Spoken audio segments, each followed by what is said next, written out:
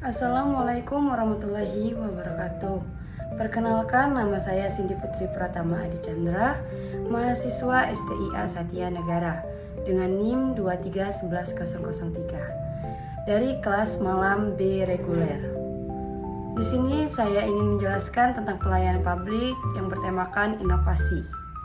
Berikut penjelasan dari saya. Inovasi adalah proses memikirkan dan mengimplementasikan suatu gagasan yang memiliki unsur kebaruan dan kebermanfaatan. Pelayanan publik. Pelayanan publik adalah kegiatan atau rangkaian kegiatan dalam rangka pemenuhan kebutuhan pelayanan sesuai dengan peraturan perundang-undang bagi setiap warga negara dan penduduk atas barang, jasa, dan atau pelayanan administrasi yang disediakan oleh penyelenggaraan pelayanan publik. Berikutnya adalah inovasi sektor publik.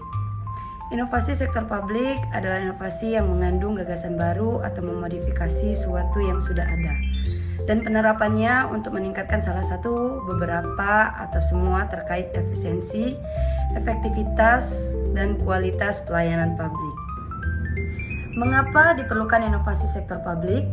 Inovasi sektor publik diperlukan karena birokrasi dalam negeri masih lamban, berbelit, dan kurang efisien, sehingga kualitas pelayanan publik sangat rendah. Masyarakat yang semakin kritis serta perkembangan teknologi digital menuntut layanan yang lebih cepat, transparan, dan akuntabel. Dari sisi eksternal, globalisasi, standar good governance, serta persaingan antar negara mendorong pemerintah untuk terus beradaptasi. Dengan inovasi sektor publik dapat meningkatkan kepercayaan masyarakat, menarik investasi, dan menjawab tantangan global. Tujuan inovasi pelayanan publik. Dalam Peraturan Kementerian Pemberdayaan Aparatur Negara atau Permenpan Nomor 10 Tahun 2014, tujuan dari inovasi pelayanan publik adalah 1. Mendorong pembangunan inovasi pelayanan publik. 2. Mendorong pengembangan dan transfer inovasi pelayanan publik. 3. Mempercepat peningkatan kualitas pelayanan publik. Dan 4. Meningkatkan kepuasan masyarakat terhadap pelayanan publik. Berikut beberapa inovasi pelayanan publik beberapa jenis. Menurut Agus Dwianto, jenis-jenis inovasi pelayanan publik terbagi menjadi 4, yaitu 1. Inovasi pelayanan. Inovasi pelayanan adalah upaya pembaruan, pengembangan, atau penciptaan cara-cara baru dalam memberikan pelayanan kepada masyarakat agar lebih efektif, efisien, cepat, mudah, transparan, dan memberikan kepuasan bagi penerima layanan. 2. Inovasi dalam proses.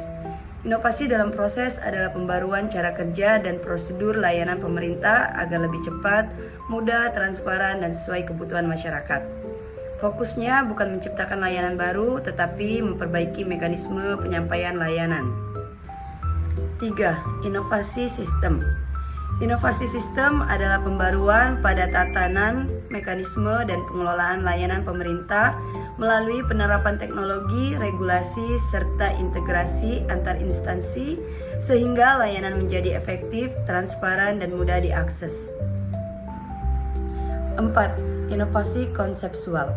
Inovasi konseptual adalah pembaruan yang berfokus pada gagasan, ide, atau konsep baru dalam merancang kebijakan dan strategis pelayanan pemerintah. Sebelum diterapkan dalam bentuk sistem atau proses, tujuannya untuk menciptakan arahan baru, pola pikir modern, dan pendekatan pelayanan yang lebih responsif terhadap kebutuhan masyarakat. Proses inovasi. Menurut Everett M. Roger dalam teori Definition of Innovation, proses inovasi terdiri dari 5 tahap, yaitu 1. Pengetahuan atau knowledge. 2. Pembujukan atau persuasion. 3. Keputusan atau decision. 4. Penerapan atau implementation. 5. Konfirmasi atau confirmation. Terwujudnya inovasi dalam sebuah pelayanan publik menurut Everett M. Roger dalam teori Definition of Innovation terdapat 5 atribut yang dapat digunakan dalam melihat inovasi pada sebuah instansi, yaitu 1. Keuntungan relatif atau relative advantage. 2. Kesesuaian atau compatibility. 3. Kerumitan atau complexity.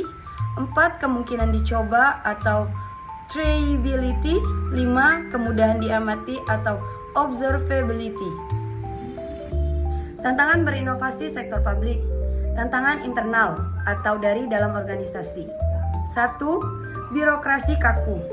Prosedur panjang dan berlapis membuat inovasi sulit bergerak cepat. 2. Resistensi pegawai. Ada yang merasa nyaman dengan cara lama, takut perubahan, atau khawatir pekerjaannya tergantikan. 3. Keterbatasan SDM. Kurangnya kompetensi digital, kreativitas, dan keahlian manajerial. 4. Minimnya anggaran khusus inovasi. Inovasi sering dianggap biaya tambahan, bukan investasi. Dan 5. Budaya organisasi tradisional. Pola pikir hierarkis dan kurang terbuka pada ide baru. Selanjutnya, tantangan eksternal atau dari luar organisasi. 1. Perubahan kebutuhan masyarakat. Masyarakat menuntut pelayanan lebih cepat, transparan, dan mudah diakses. Kedua, tekanan politik. Kebijakan sering dipengaruhi kepentingan politik sehingga inovasi tidak selalu berkelanjutan. 3. Keterbatasan regulasi. Aturan yang kaku bisa menghambat implementasi inovasi. 4. Perkembangan teknologi cepat. Instansi publik kerap tertinggal dibandingkan sektor swasta. 5. Partisipasi publik rendah. Kurangnya keterlibatan masyarakat dalam proses perencanaan inovasi membuat solusi sering tidak tepat sasaran. Tidak hanya tantangan, ada juga hambatan dalam inovasi. Hambatan dalam inovasi. Menurut Geoff Mulgan dan David Albary, terdapat 8 penghambat dalam tumbuhnya inovasi. 1. Keengganan untuk menutup program atau organisasi yang gagal, atau relention to dash down failing program or organization. 2. Tingginya ketergantungan pada salah satu pihak sebagai sumber inovasi, atau over reliance on high performers as source of innovation. 3. Teknologi tersedia tetapi tidak sesuai dengan budaya organisasi. 4. Tidak ada imbalan atau insentif untuk berinovasi atau mengadopsi inovasi. 5. Rendahnya kemampuan. 6. Perencana dan penganggaran jangka pendek. 7. Adanya tekanan administrasi. Dan 8. Budaya menghindari risiko. Sekian penjelasan dari saya tentang inovasi pelayanan publik. Semoga penjelasan yang saya berikan dapat dimengerti dan bermanfaat bagi yang menonton. Terima kasih. Wassalamualaikum warahmatullahi wabarakatuh.